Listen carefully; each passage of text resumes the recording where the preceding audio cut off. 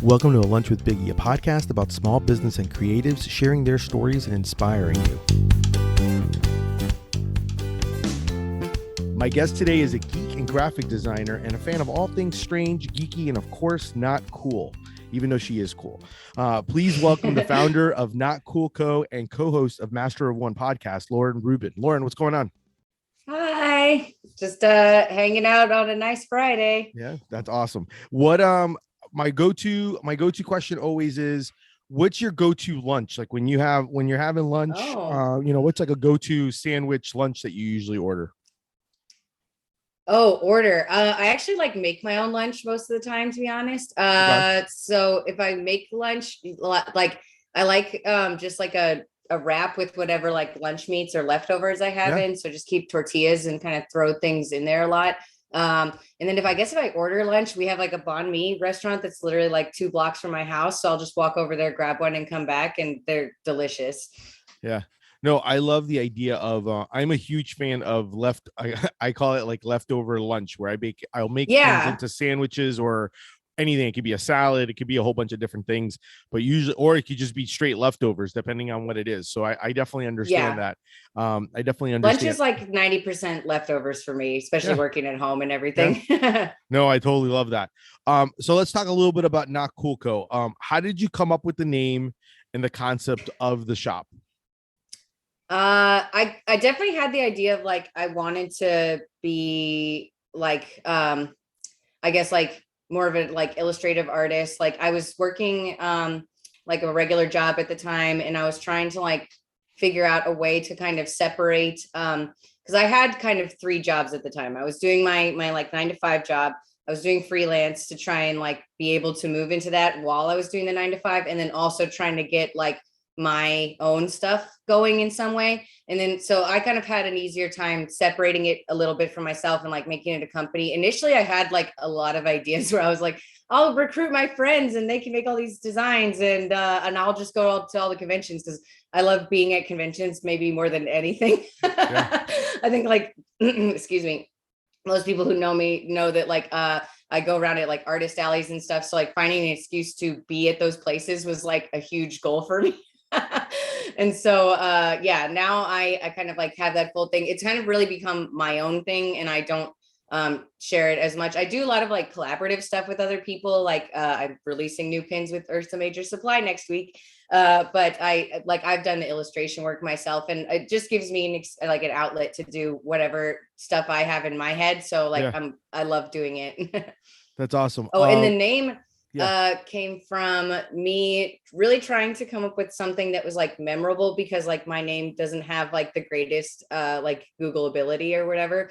So I was trying to come up with something memorable. I was trying to come up with something funny, and I came up with that just because like I consider myself, like I know that I'm a huge dork, and so like I just like to make fun of it, and the fact that I'm at conventions, and like it's not that it's like not cool. It's just like what most people would used to like tease me about, and all that kind of stuff is what I love. So I just embrace it. No, I love that. I also love the fact that it's like, it's not cool, but it is cool because it's all like it's all the different things from the geeky to the pop culture. So there's like you pretty much hit quite a bit of different areas.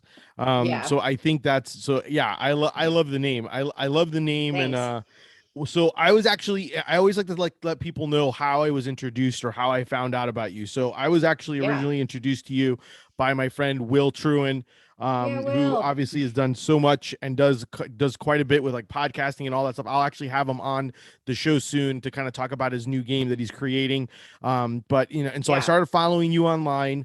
And then obviously I think you kind of build great relationships, even though I've built great ones online. I got to meet you in real life at Creative South. So, and then we got to hang out quite a bit with you, Andrew, and Patrick, and the Master of One podcast group. And so that was awesome. It's probably one of my favorite parts of spending the weekend was hanging out with you guys.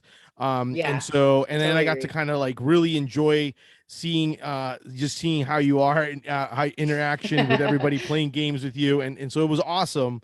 But I really loved like just like from even from like before like just kind of I really knew that I wanted to chat with you, and I remember asking you like, hey, do you mind, would you mind be interested in being on the podcast? Because I had known like you originally you did work with like professional sports for a bit, Mm-hmm. and like in 2016, and like you mentioned you had three different areas. You had like the full time, you had the freelance, and then you also had your brand.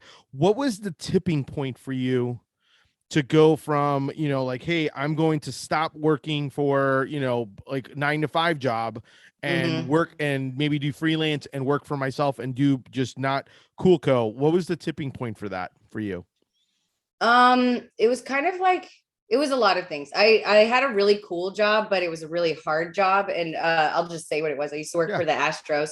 And it's just a really small team and a huge design load. And so like um just really wasn't like getting like paid enough to suffer how much that I was suffering basically, or like it just really wasn't like the best fit for me. I think that like I look back and I really like a lot of things about that job, but like it just really wasn't good for me at the time.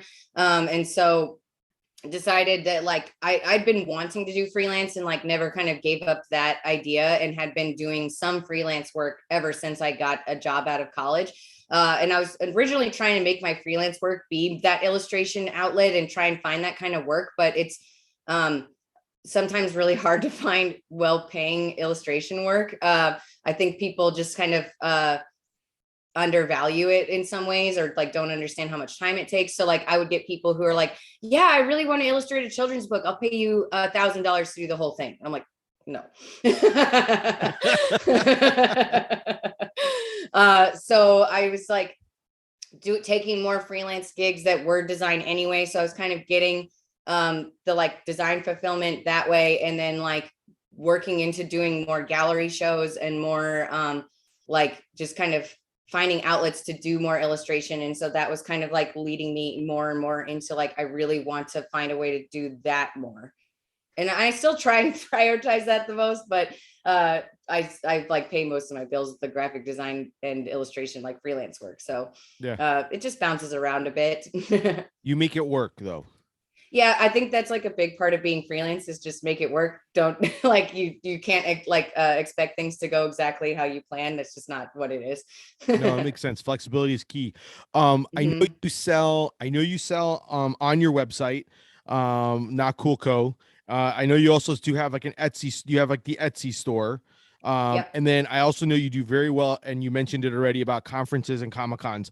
I wanted to get I kind of wanted to pick your brain because I've heard people tell me that like I would be good at it and it would be something that I should consider doing, Hmm.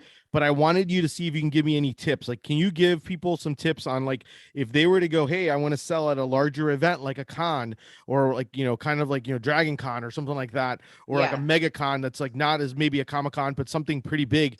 What are some tips or some things you've learned along the way that maybe you can share with me or share with others that you've learned, or things that help make your life a little bit easier? Because it seems like it'd be overwhelming and a lot of people coming at once. So it's like, it's a little undaunting, I think, to me, in my thinking about it. So I figure I'd ask you what your thoughts were. That is a very good question. And I always like talking about this because like Yeah. getting more people to come to the convention is like my favorite thing. So um it can be overwhelming, especially when you're just starting out, because like like now I've done it so many times, I just like have a routine basically. And so I'm like, okay, grab the checklist, got this, got that, got the bins, all that. But when you start out, it's tough because it's like I don't even have like a box to carry everything to the show in, or Yeah. like even like basic little things like that, or a table sometimes, or tablecloths and stuff. And there will literally be things that you forget for the first 10 shows you do or whatever. And like that, like every single show, I think I have like goals that I wish that I'd gotten to, or like, oh, I wanted to make this new poster before this show, so I had something new, or make this cool display thing, or add whatever crazy thing I decided to add. I'm very over ambitious sometimes. But I think something that like I remind myself of is like no one is aware of those expectations except you. And so like no one's mad at you for not having a new print, because like you may not have even told anyone you were working on it, Yeah. which is what I tend to do because I don't like to show things until I'm finished.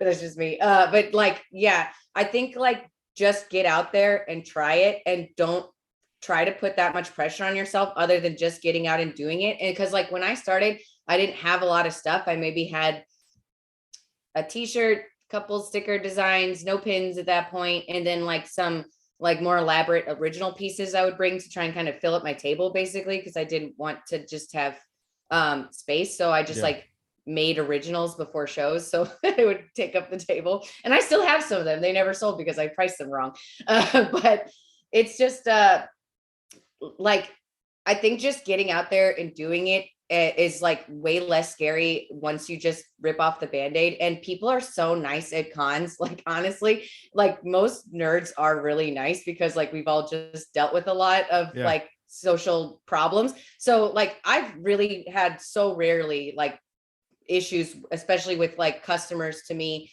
at conventions and stuff, because everyone's happy to be there. If they don't want to talk to you, they won't, you know, like they make, it's really obvious. I think when people don't want to talk to you, you can tell right away. And like other people really want to talk to you and just spend your time with them and like engage with them and like meet new people. The best thing about conventions is getting to network and like meet other artists and stuff. Like I learned so much stuff from just seeing how other artists set up their table, or I'll be like, oh, where'd you get that thing? And people ask me that kind of stuff all the time. And I will be like, here's the Amazon link. How do I help? You know, I think it's like a very warm and like people are really encouraging of each other, especially your fellow vendors. Like I make friends every time because with the people around me, because you're also like there all weekend. And if you like just buy them a coffee, you will be your friends. Like I like that. And I think there's also things where it's like you all have a lot of common interests just by being there. So like you have an easy time talking to people. You can like they'll be like, oh, cool Star Wars poster. Oh, I like Star Wars too. Which movie is your favorite? You know, it's just very easy to I think talk to people there because you have stuff in common just by being there. Did you start with like a smaller like week, like kind of like a smaller conference? Yes. Thank you for you saying that. I got because I figured you lots didn't of jump. questions. I figured you didn't jump right into like a large one yet. Like I mean, I figured you kind of did a smaller one because I mean I was looking at like for me locally, there's like one that's like 4 days to be there, and so it's like a you know Thursday to Sunday type thing. So I was kind of curious. Like I'm like, did you kind of? I mean, I'm assuming it's kind of similar to if you were doing markets, you do something a little bit smaller. Maybe you're kind of just to try out and kind of work out the kinks, maybe see what's going on, and then from there kind of start building from it. 1,000,000%. I'm just like nodding the whole time you said this. So like I think like I started out doing like smaller markets, and I was really lucky because there's a couple of kind of like pop culture smaller art galleries here, and they were doing shows or like like kind of like small mini like artist market with the gallery show. And so that really helped me get started because like they were so small, it didn't feel like a ton of pressure. And then like everybody else kind of had minimalist table setups a lot of times. And then like a lot of the people that I now like share tables with or know really well, like from being at all the cons, like they were the same people at the show doing their first ones. So it was just kind of like a good lucky timing for me where I had like peers that were doing it at the same time. And so we could compare notes and stuff, which is always nice. But those have kind of faded away. I still do lots of markets. I love doing those kind of things. Like there's lots of like breweries here and they do like movie nights. That's a really good one to do. I think it's great to start off at like smaller things and like work your way up because you don't feel as much pressure. There's just frankly less people. Like at some of these cons you're talking about, like MegaCon and Dragon Con have like 50,000-60,000 people. So like that's a lot of pressure. And like you're also spending a lot more money on your booth in those cases. Whereas a market, sometimes you spend not even $50 on your table. You just need to be there. And like there's other rules. Sometimes it just depends on each thing. And sometimes you can work with the venue. There's like lots of things you can do, but yeah, like doing smaller markets and like working your way up is great. And then also just like being local for your first couple shows is extremely helpful because trying to figure out how to like take your show on the road, get everything in an airplane, if that's what you're doing, whatever, it just gets kind of exponentially harder. And not that it's not doable as your first show or anything. I don't want to say that, but like it just is an extra layer of difficulty that like you don't have to deal with if you can find a couple local shows to just get it out, like just try it, just try it. Just to see if you totally hated it or whatever, like that's a good kind of barometer because like it's just like a lot lower stakes. And local stuff is just like a million times easier. I'm always excited when like a show is local or like I don't have to fly, because like packing your stuff is so hard. Like my display stuff weighs a lot. Like if you have books, that's a nightmare. T-shirts really hard to travel with. You would know that because you have to bring so many sizes of each design and everything. But like I love doing it so much that like you just, after a while, you do get the hang of it. You have the big suitcase that works for everything and you know how to pack it. It just takes a little practice, but like I just love doing it. So I highly recommend like getting out there doing shows, especially if you're trying to build your customers. I think that that's like a really good way, because then they meet you, they remember you. I just like, I think I personally, and I think you're kind of a similar personality where like you just like are a lot like a big personality and you're good in person. And so Yeah. like you'll have fun like just talking to people and stuff. Yeah, that's kind of where how I've looked at it. And I've like kind of thought about it that way as well. So I know you have a lot of pins, stickers, posters, shirts. Where do you get your inspiration from and decide to create something that's either pop culture or geeky? Is it like what's happening right now, or is it something like you're kind of like, hey, I'm into this, or like what's the thought process or inspiration process when you're starting to create things? I'd say at least like 90% is just like what I'm excited about. Especially because I do a lot of like pop culture related stuff. Like I'll see a movie or a TV show, get really excited about it and just want to Mhm. make something. I try really hard not to let like, oh, is this going to be popular or whatever, like matter too much. I would say like there is a consideration where I'm like, okay, literally no one's going to buy this. So maybe I'll just make the drawing for me and like, put it Yeah. aside and then get it out of my system or whatever. But like, cause like pins are very expensive to make. So like, that's probably the thing I'm most choosy about, like what I actually make into pins. I've done several designs that I scrapped by the time I was like finished with it. Cause I was like, I just don't know if like people will buy this or Yeah. like whatever, but I can make stickers, sometimes other things like that. So I think it all like works out okay. But yeah, it's really like just I'm super inspired by like pop culture and like movies, TV shows, books, comic books, like all that stuff is like kind of what like I soak in all the time. So just like whatever I'm excited about is what I will want to draw. Like just finishing Stranger Things and need to draw something for that again. I've done like a couple things for that already, but like now I'm like, oh, I gotta Yeah, I update. was gonna ask you what's inspiring you right now. I figured that would be one, maybe And then Kenobi. yeah, I got Yeah, just got back from Star Wars Celebration, so I literally yeah, have you're like I keep totally calling it Star hyped. Wars brain. Like I literally am reading everything as like Star Wars things. Watching Stranger Things, I was like, oh, this is a very Empire Strikes Back, when it's like 11, you must forsake your friends and go into your training. I was like, but it's good. I'm like super pumped on Star Wars right now, and it's a great time to be. Yeah, no, it's awesome. They're definitely doing some stuff. I thought about you when you were there because I was like, man, she must be in heaven right now at the Yeah. Star Wars celebration. I was like, it sounds pretty amazing. One of the things that I appreciate from what you do are like the little details, the symbolisms of your art that you include in like your prints and things like that. And I love that. Do you have I'm always intrigued by creative, especially creative people who are kind of always being inspired. Where are you keeping all these thoughts? Do you use it on your phone? Do you have like a journal? Hmm. Do you put it like log it somewhere? I mean, obviously I know there's kind of like a either I'm assuming you're kind of like when you brainstorm or get like a quote or something that Hmm. maybe inspires you. Where are you keeping it all? I've got a few places. I do have like a notes thing, excuse me, a notes note or whatever Yeah.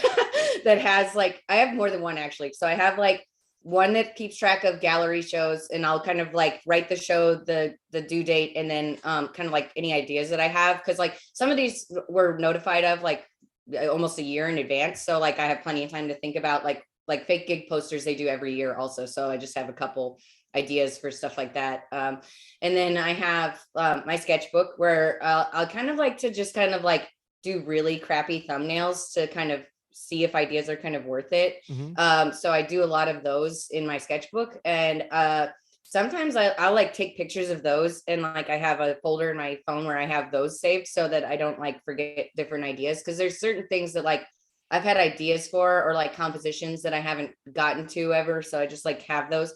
And then Yeah, and then I just kind of like keep like I have whiteboards like all over my room to kind of organize myself. I think that just like for me as someone who like works from home, does freelance and has like a lot that they're juggling, I like lists a lot. So I just have these everywhere, and I have one that has like a big calendar, and then on the side of that is just like a blank thing, and that's basically where I have like ideas for projects that I want to do whenever I have more time, or like in between shows, or like Yeah. there's just stuff where like right now, like the thing I'm probably going to work on next is the new Umbrella Academy poster, because that's coming out, and I love that show. I love the comic books, and I did a poster for the first season, and I kind of wanted to like do an updated version for that like is season 2 for season 3, and so like that's one that I like need to jump on though, because it comes out in like 2 weeks. Yeah, I was gonna say it comes out at the end of June. Yeah, so that should be Mhm. really good. Yeah, I'm always intrigued by, because like in my world, obviously I'm not, and for me it's a little frustrating, a little, or at least a little bit, because I will doodle, but I'm no illustrator. So obviously I work Mhm. with designers. So like for me, I will doodle and do my ideas, and will sketch out some ideas, and I do the same exact thing. I literally have everything from a Google Keep, which is a great little app that basically they have. It's almost kind of like stores things, and I'll take pictures of things, and I'll write notes. I have Oh, note that's nice. sections. Yeah. I have journals that I'll like just literally write Mhm. ideas on, or I'll send myself texts on things. Yeah. Sometimes I'll have it like, because and I guess the other thing I'm curious of is, when do you get these inspirations? I'm always kind of curious on when people get some of these, because lately the trend that I have is people either in their car driving. I've Mhm. gotten in the shower. I've heard people while they're taking a shower. Usually for me, that's what happens. Like it's 5 in the morning and I'm taking Yeah. a shower. Are there any other times that you get it, or like, do you ever get it like in the middle of, like, let's say like as you're watching Stranger Things right now? Do you ever get like, oh crap, I want to do that? Like you pause it and like, let me get it out of my head.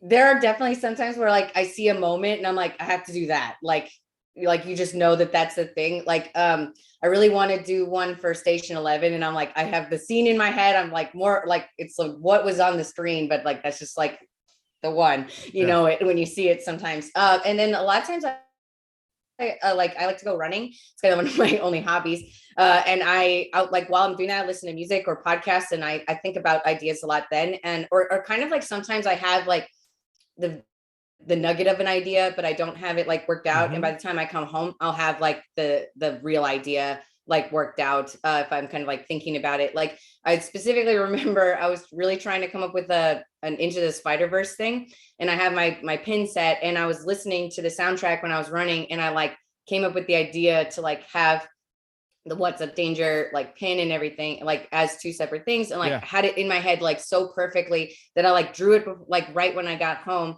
like a little sketch for it. And like I didn't even change that sketch very much. I tried to redraw it nicer to make it what I was like really thinking, and then ended up just using the sketch and cleaning that up in my in Illustrator. I mean, That's awesome. I do like that pin. That is a great one. that's one of my favorite Yeah, ones. that's an awesome one. I love when And ideas I'll come like update that. that one when I get a chance too, because Oh I want yeah. to do one that's like the opposite direction and maybe saying Okay. something else, but do one for Spider Gwen as well, because I Yeah, I love was gonna her. say I hopefully get a Spider Yeah. Gwen one. I hope you get that one. I was Um, hoping I would get to do it sooner, but they just keep delaying this movie. yeah, that is very true. I also mentioned that you co-host a weekly podcast with Andrew Yeah. and Patrick, Master of One. Tell folks a Hmm. little bit about it and how you got involved with it. Yeah. Okay. So, Master of One is an awesome podcast. We talk about all kinds of different like pop culture things, what we're into. But I think I would say our primary focus is sort of art and design. It's kind of like by designers for designers type of thing. And so like we kind of do things where we have like two parts of every show, where like the first half is like what we've been into, what we're just like up to this week, or kind of interesting pop culture news, etc. And we'll also talk about like headlines, I would say, in that kind of section if there's big ones, new trailers, new shows, Oscar, whatever is going on.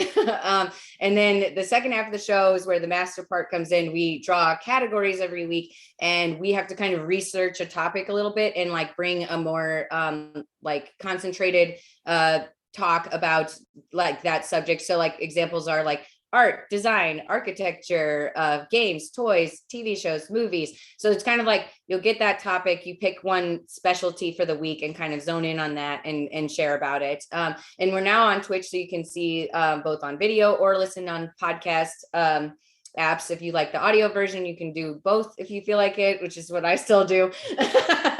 And then we also have a few shows like kind of under our umbrella. As you mentioned, there's Will's show, Dungeons and Designers, which is literally Dungeons and Dragons for designers. That is a tongue twister. Really, really fun. I love that show. And then they've got a drawing board with me and Doc, where we're kind of doing different types of art tutorials. Doc is amazing artist. He does all kinds of Adobe talks, and he's just a great guy in general. And so he kind of leads the way on those and picks the kind of subjects each time. Last time we did like a really cool like craft project together and made soda pens from soda cans, and that was really fun. I've never done it before, and we were all like hanging out and drawing the last half hour together, and so like that was really cool. But we've also just done straightforward like drawing tutorials, straightforward coloring tutorials, and he'll talk about his process and everything. Doc has like tons of ideas for like all different shows, so like we've kind of never done the same thing twice really, so we're just kind of like working on coming up with more things. We talked about even like me taking over at some point, but the big project that I was going to do for it just totally fell through, so didn't work out, but that's okay. So I'll just do a different one. Okay. I absolutely love it. How long have you been doing it? How long have you been doing it with Patrick and oh yeah, I'm sorry, there's like layered questions and I keep forgetting. Yeah, like, I know, don't worry. I tend to I try to like, sometimes I should simplify and kind of do the follow-up, but sometimes I figure if I give it to you, then it may give you a little bit of time to actually process some of it. And it's good. It's just me. Okay, so I started out as a listener of the podcast for quite a long time. The podcast has a Slack channel, and I was like very involved with that. I just really liked it. I started listening when I moved to Houston, and like was just really looking to like, I was working a job where I would work literally like almost the entire day, because I was working for a news station that was just starting up, and so we had no assets, and so like literally everybody was there like 18 hours a day trying to get this TV station ready before it was literally going to be on the air. So it was just like a stressful time, and I would just be in the office a lot. I listened to like so many, like all of the Harry Potter audiobooks and many other things, and I was really getting into podcasts at the time. And so like I found them because they interviewed some artists that I really like, and then just like got addicted and kept listening. And that was when they still had their original third host, Luke. But just for like life reasons and everything, Luke decided to retire from the podcast, and he's doing great. Everything's fine. He just has kids and a bar and everything else. So wanted to do something different. And so after a while, they took a break and were looking for another host. And I've met Andrew and Patrick originally at MondoCon, rest in peace, or bring it back, please. It was so great. But which was just Mondo's convention that they had in Austin. I live in Houston. Both of them live in San Antonio, right next to each other, basically. So I just hung out with them there, and we like clicked really well. And so eventually they asked me if I wanted to be the third host, and I love it. I love it. That's awesome.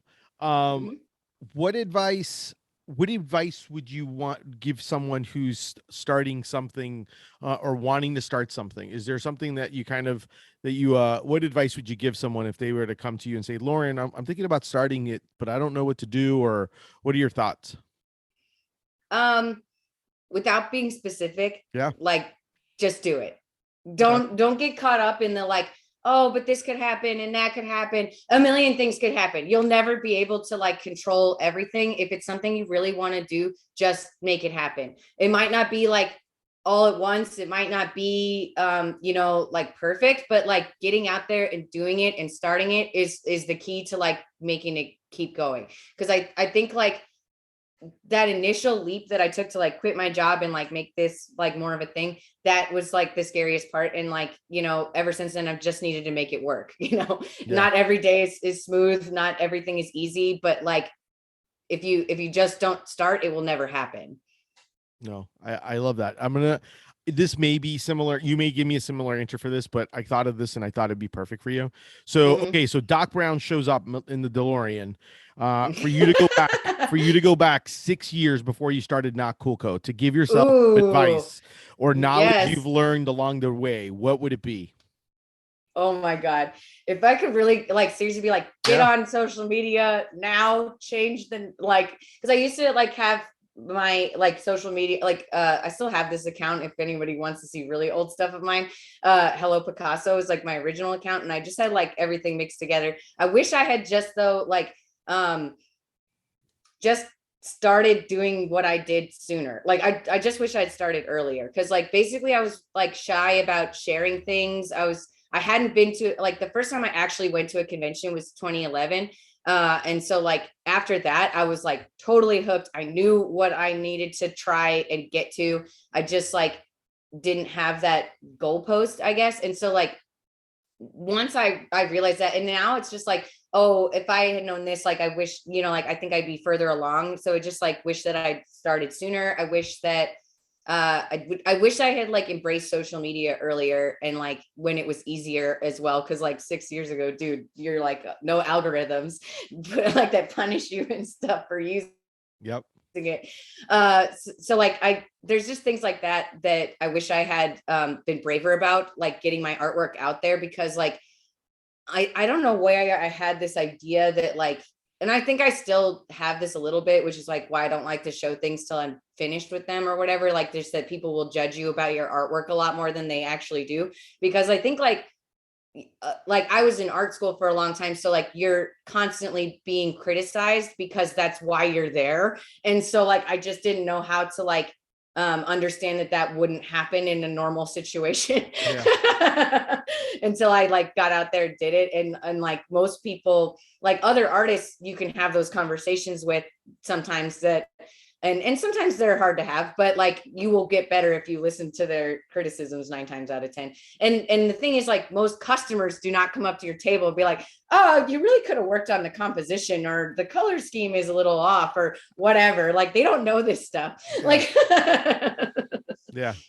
No, I think that's great. And I think that you're right. Like that's to me, that's always the one I wish, like I always tell myself the same thing. Like I wish I would have started sooner. Or I would have come up with this concept or moved on it and not like talked myself and created the hurdles of that. Um yeah. do you have a pop culture guilty pleasure? Oh my God. It's hard to answer because like I think I have tastes that like a lot of people don't agree with. So they would Okay. consider the things I love guilty pleasures. But like I don't really feel guilty about any of Okay. it. Nor should you, but uh, I was kind of curious. Like I was thinking about it and I was like, I wonder what it is, what if she's I'd got say one. the one that I think surprises people the most is that I love Real Housewives. Okay. And I love like 90 Day Fiance. And I know that they're trash. It's just very entertaining to me. And I like them as background noise because it's just Yeah. talking. So reality shows are great for that. Um, I would say like, okay, actually, I think the one that like I defend the most is Riverdale, because like Okay. I love that show. I'm fully aware that it's not great. I'm fully aware that it is ridiculous. But I also feel like the people who make that show are equally as on the same page. So it makes it something special where it's like they are being stupid, but they're also making fun of themselves while also spending a ridiculous budget to make this look so good. So it just kind of lands in this weird zone of like True Blood is very much the same way, where it's like this is stupid, but because they're having fun making it stupid Yeah. and it's kind of supposed to be stupid, just get in on the joke. Like Okay. I like that. I like that. that's me. No, I love that. I But love that. Where can people follow and support and shop for your products? Everything is Not Cool Co these days. Instagram, Twitter, even my website is notcool.co. I have Popshop Live is also Not Cool Co. I'm trying to get more involved in that again. I really like Popshop Live. You just have to be constantly doing it, and I've been on vacation and stuff. And then I will be at probably Denver Fan Expo and Comic Palooza next, I think, are my next big shows. And then Master of One, of course. And that's it. I even like have TikTok. I haven't posted on it yet, but that everything is Not Cool Co. I just make sure to like Okay. get that on things. No, that was So smart. So Lauren, you mentioned pop-up shops. I know another guest of mine mentioned it and she started doing it. Her name is Dead Disco and she started doing it as well. Tell people a little bit about it because I'm kind of intrigued. It kind of feels very like home shopping network-ish. So Yes, I think that's fair. tell me a little bit about it because I think it's something that I actually may enjoy doing.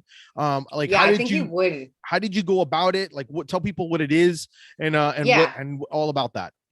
I'll start with what it is Yeah. because they actually reached out to me to try it, Okay. which is really cool. And I honestly like part of the reason I like it so much is their team is so supportive and helpful and cool. So like just off the bat, like really like working with them a lot. So it's Popshop Live and it's an app on your phone, or you can like do it on your browser as just like the website. I think it's just popshoplive.com. But Okay. if you type in Popshop Live, you'll find it. And so basically, like you can create a profile and like yeah, calling it the Home Shopping Network is pretty fair, totally, because it's basically like you'll create like an inventory in there. It's really insanely easy to set up your shop in there. Like I did it in a couple hours with a little bit of help. And then you kind of have to like I deleted everything after I did my first one and then reset it up because I was just like I just learned a lot doing the first one, Yeah. quite honestly. And so that even resetting it up from scratch took me like less time. And so like only an hour or two, an hour and a half, I think. And so like it's really easy. You just put like one photo or maybe two if you want of your product, a title and a price. You don't need to like Etsy, you have to write like a whole description and all this. They want you to have videos and stuff, and you Yeah. can do all of that, but like that's not really what people are there for. What you're doing is you're live on camera and you're kind of selling your stuff. Like you'll be like, this is my new pin, check it out. And you'll talk through it and whatever, and you can just get on there and draw or whatever, and Yeah. then like have your stuff in the background. I've seen kind of like a variety of different ways to tackle it, but it's kind of like somewhere in between like Instagram Live, a Twitch stream, and then like a market. So like you're there to sell your stuff. You have like, it's basically like, here's your window where you're talking, and then like smaller in the corner is your little shop. And then like you can like highlight things as you're talking about them. Like if you're going to show your pins, be like, there's the first one, highlight that, you know, so people can find it really quickly. And then like they can buy while you're live, no other time. And then like it's incredibly easy to do the shipping. It's all like integrated with their app and everything. It's like honestly easier than Etsy. I was really, really, really impressed with everything about how this works. And like I said, the team was like so supportive in helping me get started that like any questions I had, they wouldn't just answer them. They'd be like, oh, I'll send you like a video tutorial that I'll make later so I can show you how to do it. Wow. And they would, and like write me like a long response, like with details. And like, if I had more questions, they would just help me. And like incredibly supportive. And a lot of and you can just go live whenever you feel like it, but most of the way that they do shows is kind of have little mini markets. So they'll pick like a theme and you can sign up for that. And then like with like there's an enamel pin market that they do once every other month, I think now. And so like that's one that I did. That was one of the first ones I did. So it's like all enamel pin sellers. So you're That's kind of awesome. like within a group of like-minded people, like-minded customers, and they can kind of zip in between the shows. Usually you'll try and kind of coordinate so that you're not like overlapping each other too much, but it's not bad to have some overlap because sometimes people just click in between them, or like we'll watch 5 minutes of yours, 5 minutes of this, you know, whatever, and or just like do the shop thing. And like I just really like it. It's not a big commitment. You're literally like on there as long as you want to be, and you can cut it off if you need to, or like there was one point in my stream where like I had an issue the second time, so I just like had to shut it off for a second to come back. And like people were really cool. Like the audience on there is really engaging. I've had like a really good time both times that I've done it, and was like really impressed with like the system. I didn't make like the most money, but I also didn't I do a ton of advertising and stuff that I could have done to make it better. Yeah. I was just kind of like worried about figuring out how to do it the first couple of times. And so like now I know these things. It's just like I said before with this as well. As soon as you do it once, you learn new things, and then you're better at it the next time, and it's easier, and you just know what to do. And like I made signs like and everything for each one that I've done because they have themes. I love themes. And so like anything like that you can do is really fun, and like they just kind of like encourage you to be really creative and kind of just have fun. with it. And so I really, really enjoy it. I totally recommend it, I especially if you're just starting out, because yeah. it's a good in between of like, you don't need any setup other than maybe your desk and like be able to hold up your products, and you can talk to customers and just try it out. Do they like, are they in a chat box or something like that that are like they're typing in chats? Is that how it works? Like almost kind of like an Instagram live where it like pops up and you can actually see it and kind of like read or make comments or anything like that? 100%. Yes. Yes. Okay. So like I've done it like where I'm streaming from my computer screen just to like have Yeah. the real estate versus my phone, but you can do it on your phone. So what it looks like when you do it on your screen is like you're in the middle and you see your stream, and then like on the left is like the comments and stuff, and then on the right is your little like shop Got it. dashboard basically. And then they could only shop, and that's interesting. They only can shop when you're live. So obviously you want to be live for at least like an hour, I'm assuming, I've give or done take. yeah, I've done an hour each time that I've Yeah. done it, like within those little kind of mini markets or Yeah. whatever. Yeah. I've only done it a couple times, but really, really liked both experiences. And it's nice because it, like with the other markets, like it does take up your whole day because you're going to be there. Like you have to be there early, set up all your stuff, Yep. you know, like tear it down at the end of the day, bring it home, where this is like literally 2 hours max. So like Yeah. you can do this and then go do something else later in the day, No, which is that's like great. pretty convenient. So especially I think now for like, if you're starting out, this could be like really cool, like to try out, because it's like really low commitment. And I was like, I was feeling really nervous before I did my first one. So I was watching a lot of people on there just to see like, what do people talk about? What do they do? And like a lot of people are like just in their pajamas chilling and just talking to you. And like I was like, oh, this is like really like different kind of commitment, because I was at least like dressing up and stuff. Yeah. And like decorating my area. But like a lot of people don't do anything, or like some people just like clearly like have a backdrop that they pull out every time, and that's just like their setup and works great, and they can just like do it like once a week if they want to or whatever. I think there's a lot of people I know who are using it like more and more, like this girl that I met at Creative South, I think she does it like once a week. And so like I'd like to like work up to there eventually, but I still like fret about it. So What and I think is it how what's like the out of curiosity, I someone had told me it's like there's obviously a commission per every item sold, but is there like a startup cost or anything like that for you to sign up to be part of it or to no, do it? no, it's just that little commission on each sale, Yeah. which is really nice, because Etsy charges you. You don't get charged to set up on Etsy. You can just have an account, but anything that you do on there is basically a charge. So like if you post a listing, you get charged. If you make a sale, you get charged. I mean, you're paying for the shipping, Yeah. but that's normal. Yeah. Yeah. Oh, and Popshop Live does free shipping on Fridays. So that's like another like really cool thing that they can do that helps. Like, I'm just like, I feel like they actually care about like the creators and artists on there, and like fully understand that this doesn't work without them, and are like so supportive. So it's like really awesome to like have this while Etsy's kind of like not doing the best right now. Correct. Like I'm working on moving off of my Etsy to a Shopify store. It's just like not going to happen overnight. So I don't want to have anything. It's a process. Yeah. And I want it to look nice, and I want it to be good and all that stuff. So like, I'm just not rushing it. And I'll have my Etsy until then, and it's fine.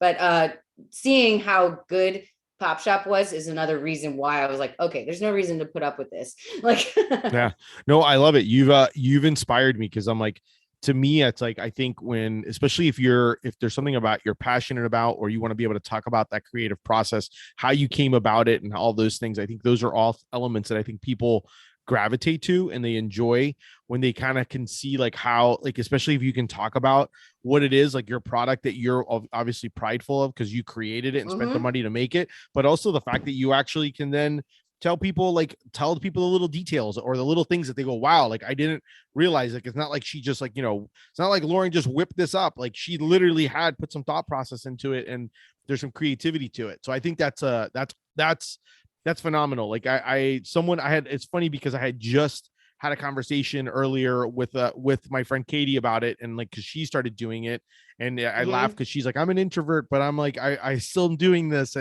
And she did one of your like the enamel pin markets is what she did. And I was like, even if you just did your enamel pins and stickers, I was like, that's like quick and easy. Like that's like quick thing where you can kind of pull up and start talking about and gonna go that route. And then if you can get into shirts and other things, that'll be great. I mean, I think that's awesome. I love Yeah, it. and like I said, some people like play trivia. Some people like are just sitting on there drawing and they're just kind of chatting while their shop is live. Like it's if you go on there and just watch a few, you can see like Yeah. the variety, and it's really cool. And I did like that I had like time, I guess, to like talk about more Yeah. detailed stuff because like I love throwing in like really small details and especially like my prints and stuff.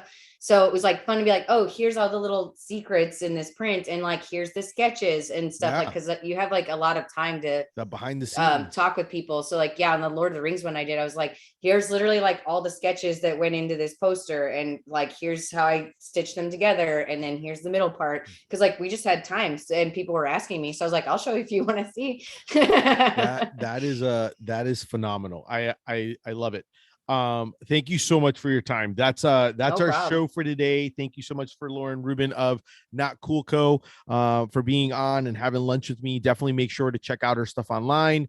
Definitely check out, if you like podcasts, definitely check out Master of One podcast. They are phenomenal. I absolutely love them, and they do a really great job. If you love playing games, they're definitely always playing games. I'm not much of a game person, and I literally would play We games with got them you anytime. hooked. Yeah, like I Yeah. totally would play games. Phenomenal. If you enjoyed the show, definitely make sure to check out and subscribe, and obviously leave comments and reviews. And if you want to support me, check out my brand, Deli Fresh Threads. Do some shopping and obviously spread the word like PB&J. Thank you. Until next time, keep eating sandwiches and follow your passion.